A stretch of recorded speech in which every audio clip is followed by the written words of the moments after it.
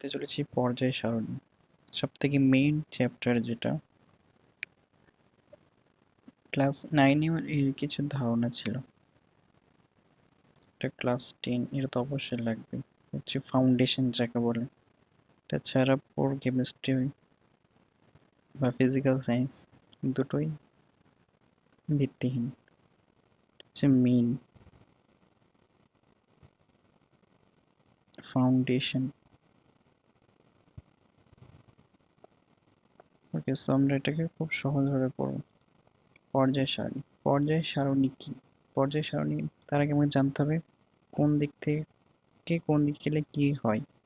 মানে হচ্ছে আমরা সহজ করে বলতে গেলে কিছু ট্রিক্স দিয়ে মনে রাখবো। যেমন উপর দেখছেন শ্রেণী, প্রথমে আছে শ্রেণী,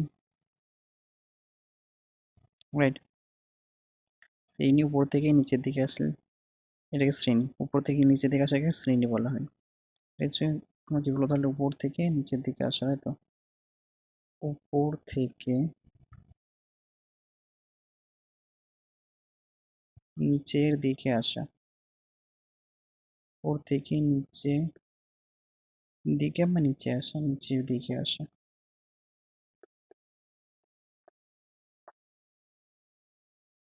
এটাকে নিচের দিকে এটাকে বললে হবে। এটা হচ্ছে শ্রেণী, রাইট? এবার আমরা বলবো শ্রেণীর সংখ্যা কটা। শ্রেণীর সংখ্যা হচ্ছে, হ্যাঁ যাই, শ্রেণীর সংখ্যা,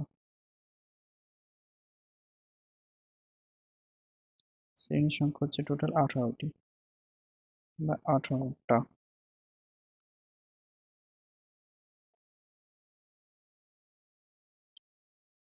ওকে, আমরা শ্রেণী সম্পর্কে জানা, এবার নিয়ে জানবো হচ্ছে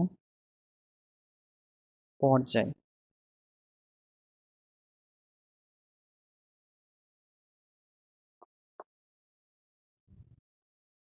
পর্যায় পর্যায় হচ্ছে আমরা জানি থেকে বাম দিক থেকে ডান দিক যাওয়া, বাম দিক থেকে ডান দিক।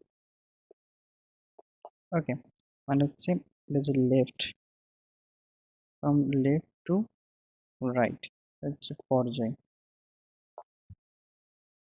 লেফট টু রাইট যাওয়াকে আমরা পর্যায় বলি। টোটাল পর্যায় সংখ্যা হচ্ছে, আমরা লিখব পর্যায়, পর্যায় হচ্ছে 60টি টোটাল। টোটাল পর্যায় হচ্ছে 60টি। ওকে, যেরকম এরকম থাকে, এটা সিনিয়র থাকবে লিথিয়াম, সোডিয়াম, পটাশিয়াম, রুবিডিয়াম, এরকম। তারপরে এদিকে থাকবে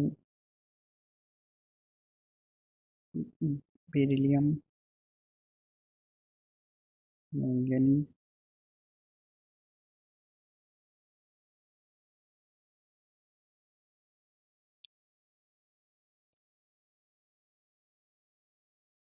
ক্যালসিয়াম, স্ট্রনশিয়াম, এরকম।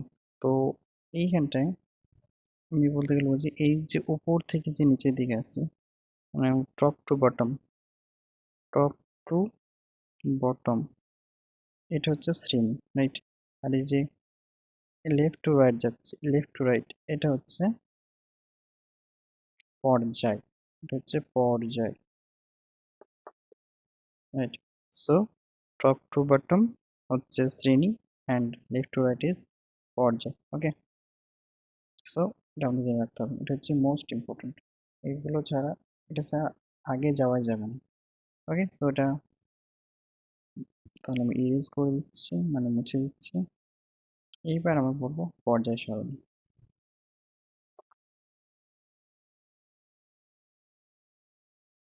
পর্যায় সারণী,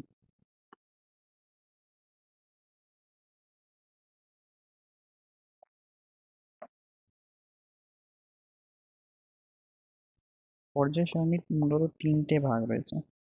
তাহলে আমাদের একটা বিষয় পড়তে হবে, এগুলোকে জানতে হবে জাস্ট। সো 1 নাম্বার ভাগ আছে, যার প্রথম মেন্ডেলিভের পর্যায় সারণী, এটাকে পড়তেই হবে, মেন্ডেলিভ এর পর্যায় সারণী। সেকেন্ড আসবে সংশোধিত, মানে মেন্ডেলিভ যে ভুল ত্রুটিগুলো করেছিল সেইগুলো ঠিক হওয়ার পর যেটা এসেছিল সংশোধিত আধুনিক, এটাকে বলা যায় সংশোধিত। এটা হচ্ছে আধুনিক পর্যায়। আধুনিক।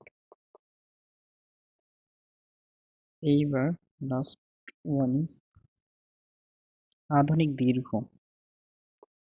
আধুনিক দীর্ঘ পর্যায় সারণী আসি।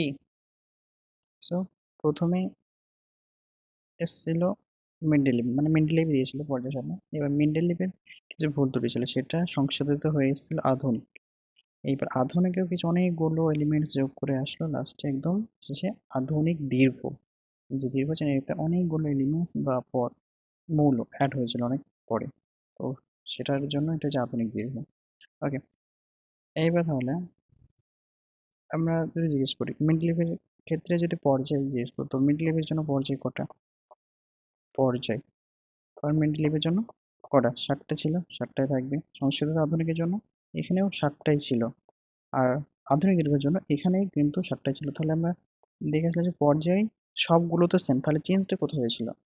এই যে নামগুলো এগুলো চেঞ্জ কোথায় হয়েছিল? চেঞ্জটা কোথায় হলো? তাহলে আমার কোশ্চেনটা হচ্ছে তাহলে চেঞ্জটা কোথায়, রাইট?